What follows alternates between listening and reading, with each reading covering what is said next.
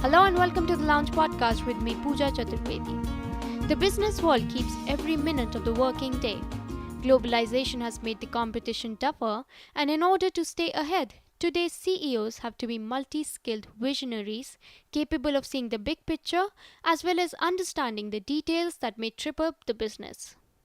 Starting 21st September, Escape from the Boardroom, a new BBC World News series produced in partnership with the Open University, follows 6 such executives, including Victor Muller of Spyker Cars, Mark Goldring of Oxfam, John Smits, CEO of Intercontinental Hotels, and Ian Moore of Woolworths, as they head to the front lines of their organizations in a bid to better understand their company, staff, and customers. Today we are talking to Christine Sayre, CEO of Samson Restaurants based in Beirut, Saudi Arabia, Kuwait and Qatar. Sayre was 22 when she introduced the American coffee chain Dunkin' Donuts to Lebanon, and now she plans to expand her food chain all the way to US.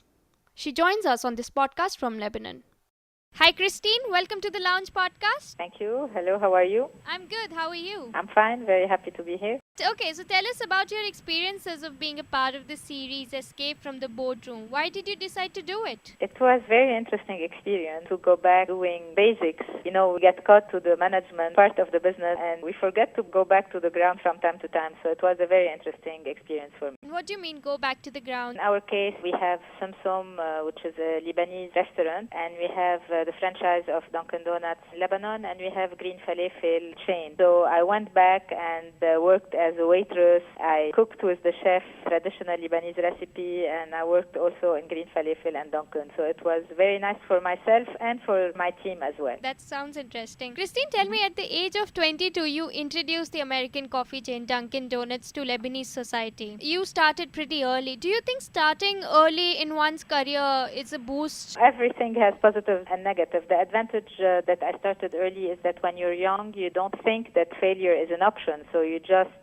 do whatever needs to be done. The problem is the lack of experience. So usually, according to studies, the ideal age to start a business is around 30 years old, because you have gained some experience and you still have the passion and the drive to start from scratch. Well, now you have your own restaurant chains and you manage more than 400 staff members. Yes, and they are growing. We should reach 500 by the end of the year. Very well. So tell us more about it. How did it become such a successful venture in Middle East? What clicked? Actually, the reason why we started Samsung is because a taxi driver in Washington, D.C. had a very bad reaction when I told him I was Lebanese. So at the end of the taxi ride, he told me, you know what, you have to do something about it. Find a way to talk about your country the way you talk about your country. So this is how actually it all started, as a way to the way we want to talk about Lebanon and not only the way the media portrays the country. Okay, so tell us more about your restaurant chain. Lebanese food and Mediterranean food in general is very rich. You have big varieties of salads, of vegetarian dishes, and of main dishes as well. So what we do is that we have all the basics you could find in a Lebanese restaurant, plus we introduce some new dishes, either that we created or that we are finding in remote villages. That is making my stomach tick. You'll have to come and visit us then. Okay, you spoke about media and the perception that it creates, the image that it portrays of Middle East. There is also this perception that women in Middle East countries don't enjoy the same freedom that men do, and that men are generally not comfortable in women working or traveling alone. As a woman entrepreneur, did you face any such problems? Frankly, I didn't really face a lot of problems.